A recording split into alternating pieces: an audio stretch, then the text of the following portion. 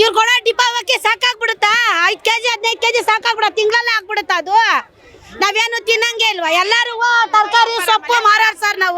ನಾವೆಷ್ಟು ಜನನು ಎಲ್ಲ ಅಷ್ಟೇ ಮಾರೋದು. ಏನ್ ಚಿನ್ನ ಬೆಳ್ಳಿ ಏನು ಮಾರಲ್ಲ ನಾವು. ಮಲ್ಲೇಶ್ಪುರದಲ್ಲೇ ನಮಗ್ ಜಾಗನೇ ಅಲ್ಲಿ ಕೊಡ್ಬೇಕು. ನಮಗ್ ಜಾಗ ಕೊಡ್ಬೇಕು. ನಮ್ಗೆ ಅವ್ರು ಜಾಗನೇ ಮಾಡ್ಬೇಕು. ಏನೇ ಮಾಡಿದ್ರೆ ಮಲ್ಲೇಶ್ಪುರ ಬಿಡಲ್ಲ. ನಾವು ಇದ್ರು ಅಲ್ಲೇ ಸತ್ರು ಅಲ್ಲೇನೆ. ನಾವು ಮಣ್ಣಾದ್ರೂ ಚಿಂತೆ ಇಲ್ಲ, ಮಲ್ಲೇಶ್ಪುರ ಮಾತ್ರ ಬಿಡಲ್ಲ.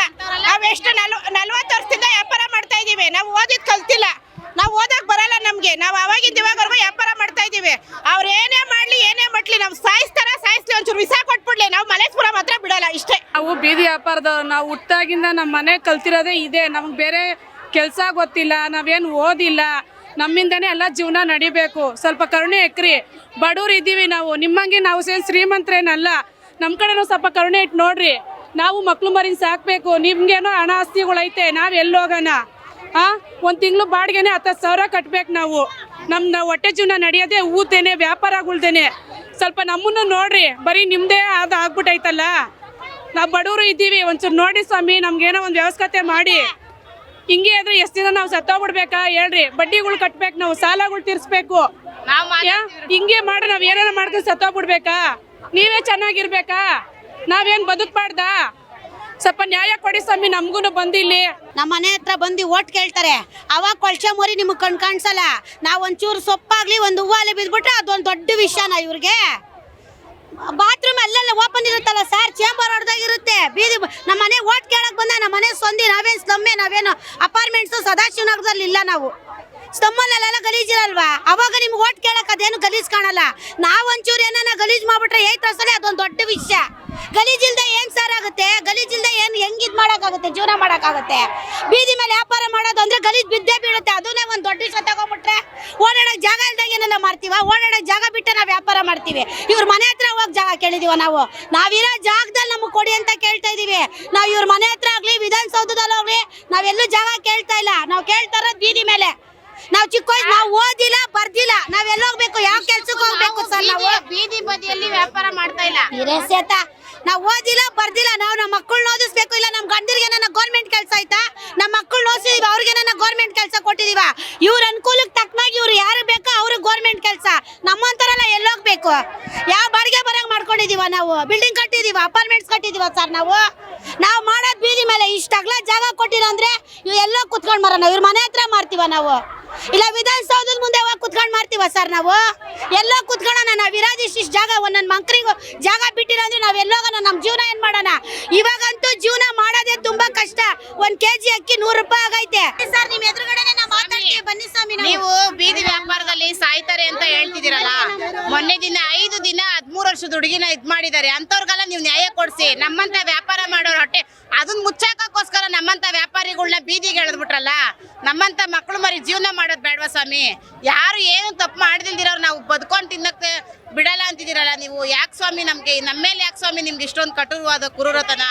ಅಲ್ಲಿ ಹೆಬ್ಬಾಳ ಕೆರೆ ಬಂದ್ ಮಾಡಿ ನೀವು ಒಬ್ಬೊಬ್ರು ಒಂದೊಂದು 2-3 ಮಾಲ್ ಮಾಡ್ಕೊಂಡು ನೀವು AC ರೂಮಲ್ಲಿ ಕುತ್ಕೊಂತೀರ. ನಮ್ಮಂತ ಬೀದಿ ಬದಿ ವ್ಯಾಪಾರ ಕಷ್ಟಗಳು ಬೀದಿಗಿಳಿದು ಕೇಳಿ ಸ್ವಾಮಿ. ನೀವು ಏನಮ್ಮ ನಿಮ್ ಕಷ್ಟ, ಏನಮ್ಮ ನಿಮ್ದು ಇವತ್ತಿನ ಜೀವನ ಹೆಂಗಮ್ಮ ಅಂತ ಹೇಳ್ರಿ. ನಮ್ಗೆ ಮನೆಯವರು ನಾವು ದುಡ್ಡು ತಿನ್ನಕ್ಕೆ ಬಿಡಿ. ನಮ್ಗೆ ನಮ್ ಕಷ್ಟ ಯಾಕೆ ನೀವು ಇದ್ ಮಾಡ್ಕೊಂತೀರಾ? ನಿಮ್ಮ ಹತ್ರ ಬಂದು ನಾವೇನು ಕೇಳ್ತಾ ಇಲ್ವಲ್ಲ. ಹಣ ಕೊಡಿ, ಆಸ್ತಿ ಕೊಡಿ, ಮನೆ ಕೊಡಿ, ಮಠ ಕೊಡಿ ಅಂತ ನಿಮ್ಮ ಹತ್ರ ನಾವು ಕೇಳ್ತಾ ಇಲ್ಲ ಸ್ವಾಮಿ. ನಾವು ದುಡ್ಕೊಂಡ್ ತಿನ್ನಕ್ ಬಿಡಿ. ನೀವ್ಯಾಕೆ ನಮ್ಗೆ ದುಡ್ಕೊಂಡ್ ತಿನ್ನಕ್ಕೂ ಬಿಡ್ತಾ ಇಲ್ಲ? ನಮ್ಗೆ ಅವಕಾಶ ಮಾಡ್ಕೊಡಿ ವ್ಯಾಪಾರ ಮಾಡಕ್ಕೆ. ನಾವು ಸಣ್ಣ ಮಕ್ಕಳಿದ್ದಾವೆ, ಮೊಮ್ಮಕ್ಕಳುಗಳು. ನಮ್ಮ ಅಳಿಯ ತೀರೋಗಿ 2 ವರ್ಷ ಆಯ್ತು. ಸಣ್ಣ ಮಕ್ಕಳು ನಾವು ಸಾಕ್ಬೇಕು. ನಮಗೆ ಅಲ್ಲಿ ಯಾರು ಜಾಗ ಕೊಡಲ್ಲ. ಎತ್ರಿ ಹೊಡಿತಾರೆ, ಬಡಿತಾರೆ. ಅಕ್ಕಪಕ್ಕ ಜನನೂ ಸರಿ ಇಲ್ಲ ಸರ್. ಅಲ್ಲಿ ಎತ್ಕೊಂಡೋಗು, ಇಲ್ಲಿ ಎತ್ಕೊಂಡೋಗು ಅಂತ ನಮ್ಗೆ ಇದು ಮಾಡ್ತಾರೆ. ಮೊಮ್ಮಕ್ಕಳು ಸಾಕ್ಬೇಕು. ನನಗೆ ಹೆಬ್ಬೆಟ್ಟು. ನನಗೆ ಫ್ಯಾಕ್ಟ್ರಿಗೆ ಹೋದ್ರೆ ಯಾರು ಕರ್ಕೊಳ್ಳಲ್ಲ. ಹೋಗಮ್ಮ ನಿನ್ ವಯಸ್ಸಾಗದೆ ಅಂತ ಓಡಿಸ್ತಾರೆ. ನಾನು ಜೀವನ ಮಾಡೋದು ಯಾತ್ರಲ್ಲಿ ಸರ್. ನಮಗೆ ಇಷ್ಟೇ ಆದಾಗಲಿ ಜಾಗ ಕೊಡಿ, ವ್ಯಾಪಾರ ಮಾಡಿ ಬದುಕ್ರಿ ಅನ್ನೋದು ಒಂದು ದಾರಿ ತೋರಿಸ್ಕೊಡಿ ಸರ್. ಅಷ್ಟೇ ಸಾಕು, ನಮ್ಗೆ ಇನ್ನೇನು ಬೇಡ. ಯಾವ ನಿಮ್ಮ ಹಕ್ಕು ನಾವು ಕೇಳಲ್ಲ. ನಾವು ವ್ಯಾಪಾರದಲ್ಲಿ ಒಂದು ಸ್ವಲ್ಪ ನಮಗೆ ಮನೆ ಇಲ್ಲ, ಮಠ ಇಲ್ಲ. ನಾವು ಬೀದಿಲಿ ನಿಂತಿರೋದು ಯಾವಾಗಲೂ. ಬೆಳಗ್ಗೆ 6 ಗಂಟೆಗೆ ಬಂದರೆ ರಾತ್ರಿ 10 ಗಂಟೆ ಗಂಟ ಬೀದಿಲಿ ನಿಂತಿರ್ತೀವಿ. ನಮ್ಗೆ ವ್ಯಾಪಾರ ಮಾಡೋಕ್ಕೆ ಅವಕಾಶ ಮಾಡಿಕೊಡಿ. ನಮಗೇನೋ ಬದುಕೋಕ್ಕೆ ಒಂದು ಕೊಡಿ. ನಮಗೆ ಫ್ಯಾಕ್ಟ್ರಿ ಇಲ್ಲ, ಹೊಲ ಇಲ್ಲ, ಮನೆ ಇಲ್ಲ. ನಮ್ಮ ಅತ್ತೆ ಮಾವನು ಮಾಡಿಲ್ಲ, ನಾವು ಮಾಡೋಕ್ಕಾಗಿಲ್ಲ, ನಮ್ಮ ಕೈಲೂ ಸಾಧ್ಯವಾಗಿಲ್ಲ.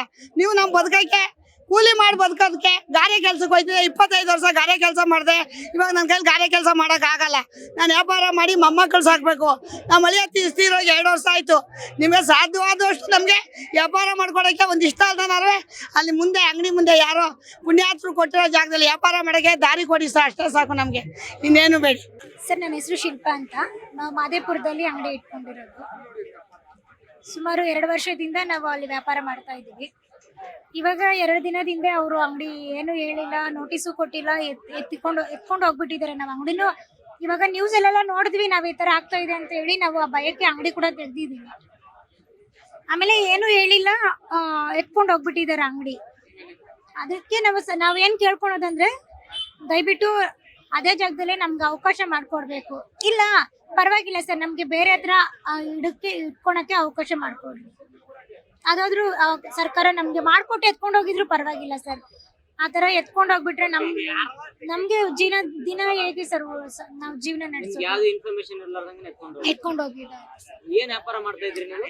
ಸರ್ ನಾವು ಟೀ ಅಂಗಡಿ ಇಟ್ಕೊಂಡಿದ್ವಿ, ಪೆಟ್ಟಿ ಅಂಗಡಿ ತರ. ದಿನಕ್ಕೆ ಒಂದು ವ್ಯಾಪಾರ ಈಗ ಅಂಗಡಿ ತೆಗೆದಲ್ಲಿ ಮತ್ತೆ ಹೇಗ್ ನಡೀತಾ ಇದೆ? ಇಲ್ಲ ಸರ್, 10 ದಿನದಿಂದ ನಾವು ಅಂಗಡಿ ಇಟ್ಟಿಲ್ಲ ಸರ್. ಯಾಕಂದ್ರೆ ಅದಕ್ಕೆ ಮುಂಚೆನೆ ಹೇಳಿದ್ರು, ಈ ತರ ನಾವು ನ್ಯೂಸ್ ಅಲ್ಲೆಲ್ಲ ನೋಡಿದ್ವಲ್ಲ, 1ನೇ ತಾರೀಕು ಮೇಲೆ ನಾವು ಅಂಗಡಿನೇ ಇಕ್ಕಿಲ್ಲ ಸರ್.